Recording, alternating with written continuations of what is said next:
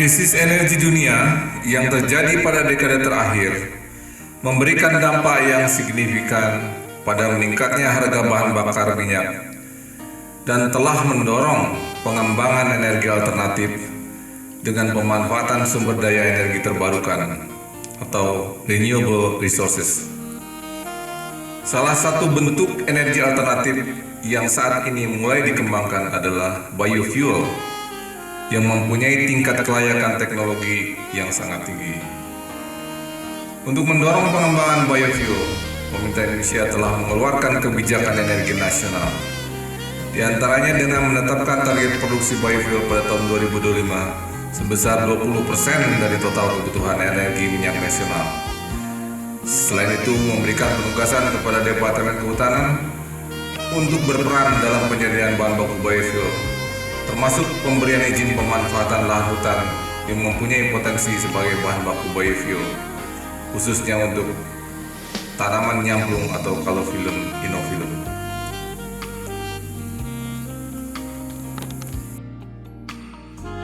Tanaman nyamplung adalah tanaman yang habitatnya di daerah pantai, menyukai tanah berpasir atau pasir berlempung sandy loam.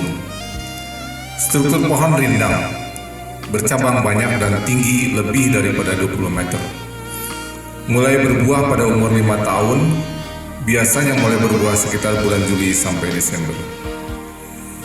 Tanaman ini bisa tumbuh pada tanah yang tandus, toleran terhadap ketinggian yaitu dari 0 sampai 400 meter di atas permukaan laut, toleran terhadap iklim kering sampai sangat basah, yaitu curah hujan 1000 sampai 3000 mm. Demikian pula range pH tanah yang lebar yaitu antara 4 sampai 7,4. Produksi biji kering per tahun adalah sekitar 10 sampai 20 ton dengan jarak tanam 5 kali 5 meter. Setiap pohon menghasilkan 50 sampai 100 kg biji kering dan kadar minyak berkisar antara 40 sampai 60%.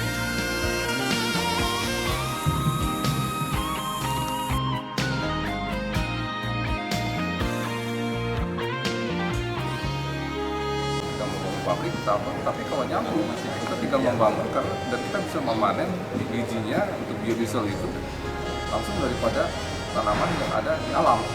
Ini luas lahan yang cocok untuk nyambung itu sudah kita analisa dengan citra satelit itu 480.000 hektar dan yang luas lahan yang sudah ditumbuh tegakkan di kawasan hutan dan luar kawasan itu sebanyak 255.000 hektar. Jadi potensi yang sangat besar yang kita tidak sulit-sulit lagi menanam. Jika kita panen, kemudian kita membangun pabrik, bahkan kita rencananya dapat membangun pabrik tahun 2009 ini.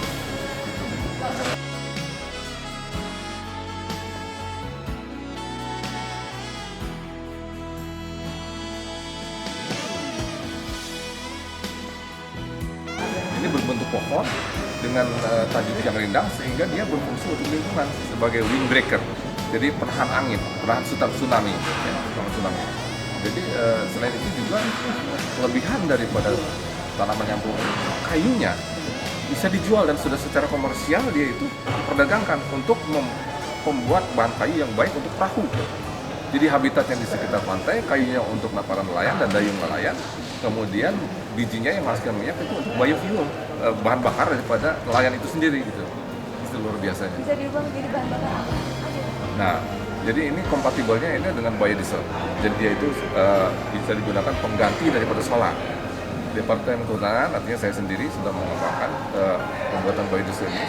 Penelitiannya sudah sejak tahun 2006 secara komprehensif dan sudah dicoba dalam road test digunakan untuk bus ya tanpa solar sedikit pun. Artinya menggunakan bahan biodiesel 100% itu tanpa campur tangan solar. B100 namanya. Sejauh 300 km dan dia berjalan dengan sangat bagus. Juga digunakan dicoba juga pada untuk kendaraan yang lain, Jeep, ya, Strada, kemudian Daihatsu yang lebih bagus.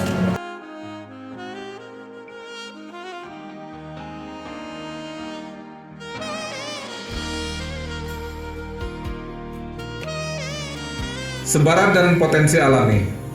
Pohon nyamplung tersebar secara alami di daerah Asia Tenggara, India, Afrika, Australia Utara, dan daerah tropis lainnya.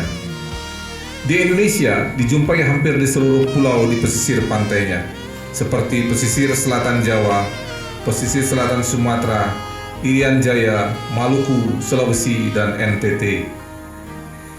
Berdasarkan kesesuaian lahannya, menurut tafsiran Citra Satelit Landsat 7 ETM, total luas lahan yang sesuai untuk tanaman nyamplung adalah 480.000 hektar. Dari luas tersebut sebanyak 250.000 hektar berupa tegakan alami yang terdiri dari 177.000 hektar berada di kawasan hutan dan 78.000 hektar di luar kawasan hutan. Salah satu contoh yang telah diketahui memiliki potensi pohon nyamplung yang cukup besar adalah Kabupaten Ciamis, Purworejo, Kebumen, Kulon Progo, Banyuwangi, dan Yapen Waropen di Papua. Hasil survei di Purworejo, tegakan pohon nyamplung yang sudah tua berjumlah 30.000 pohon atau ekual dengan luas 75 hektar hutan tanaman dengan potensi 20 ton biji kering per hektar. Luasan tersebut bisa menghasilkan 250 liter biodiesel per hari. Di Kabupaten Banyuwangi, terdapat luas hutan tanaman seluas 60 hektar, yaitu di Kecamatan Silir Agung. Di Kabupaten Kebumen, tanaman nyamplung terdapat di areal masyarakat sebanyak 15.000 hektar dan di kawasan hutan 17.000 hektar dengan total tegakan sebanyak 500.000 pohon. Tanaman nyamplung adalah tanaman yang habitatnya di daerah pantai, menyukai tanah berpasir, pasir berlempung, struktur pohon rindang, bercabang banyak dan tinggi lebih dari 20 meter. Mulai berbuah pada umur 5 tahun, biasanya mulai berbuah sekitar bulan Juli sampai Desember.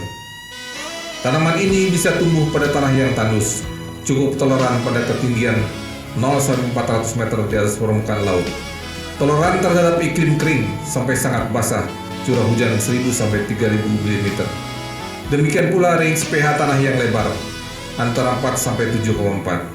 Produksi biji kering per tahun sekitar 10-20 ton, dengan jarak tanam 5x5 meter. Setiap pohon menghasilkan 50-100 kg biji kering dan kadar minyak berkisar antara 40-60%. Kelebihan tanaman nyamplung dari tanaman biofuel lainnya, yaitu nyamplung tumbuh dan tersebar secara alami hampir di seluruh pantai berpasir di Indonesia. Relatif mudah dibudidayakan, produktivitas biji lebih tinggi, pemanfaatan nyamplung sebagai biofuel tidak berkompetisi dengan kebutuhan pangan. Hampir seluruh bagian tanaman berdaya guna dan memiliki nilai ekonomi serta dapat ditanam sebagai tanaman windbreaker dan konservasi. Bapak-bapak, ibu-ibu dari limbah dari hasil samping proses pengolahan biodiesel nyamplung adalah muncul sebagai pemeriksaan dari kalian dari untuk pembuatan briket arang dan biogas atau berupa biji yang kemudian dibuat juga persemaian. bapak-bapak peneliti dari Departemen Kehutanan. Cara pemilihan tanah dapat dilakukan nyamplung, Kemudian yaitu apabila minyak nyamplung di dalam memiliki minyak kasar yang yang tinggi, kita ekstrak di digunakan alamnya itu proses tempat SWRC tanpa terlebih dahulu memprosesnya dan diproses. BEP untuk tingkat produksi 1 ton biodiesel per hari atau dengan luasan area hutan tanaman 30 hektar dengan bunga 6% dan masa proyek 10 tahun. Perusahaan biodiesel layak secara ekonomi dengan tingkat payback periode 4 tahun 8 bulan dan present value 3,2 dapat memberikan peluang kesempatan kerja kepada 10 juta orang, yaitu di sektor rumah atau perkebunan, produksi dari pabrik dan masyarakat. Jelas, pengembangan biodiesel tersebut memberikan peluang kerja yang luar biasa besarnya bagi masyarakat yang selama ini sulit mendapatkannya karena keadaan ekonomi negara yang kurang sehat. Diharapkan hal tersebut akan memberikan dampak positif kepada penurunan angka kemiskinan di Indonesia. ada logo. Biar masuk film, masuk film. Nanti Pak Yusuf kalah katanya udah dengan Indonesia. Baunya ya? Ya nanti laporkan. Minyak goreng. Asapnya mau minyak goreng. Ini Pak, Pak.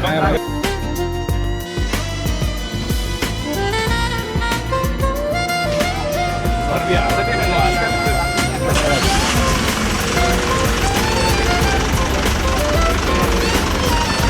Bendera. Jalan. Oh ya.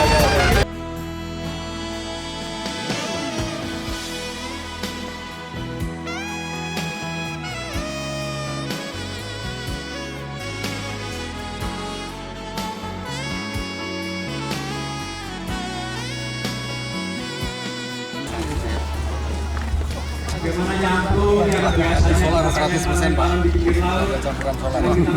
Ayo, belum bisa diminum. Dan tidak merusak mesin.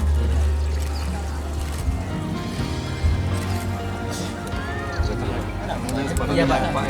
Ketika dia press dia masih tidak sendiri. Ini mirip solar baunya. Dagingnya, dagingnya. Iya, daging biji. Siapa berikutnya dari Jaba BK? Pak, silakan. Dari Jaba BK. Jaba BK. Silakan Pak. Dari Jaba BK, monggo Pak. Buahnya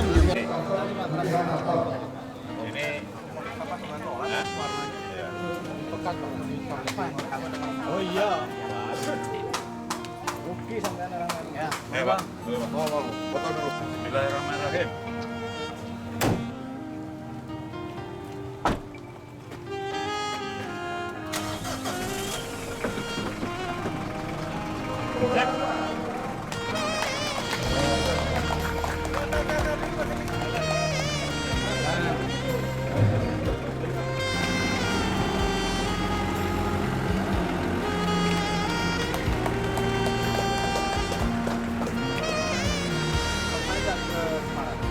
Oh, sampai.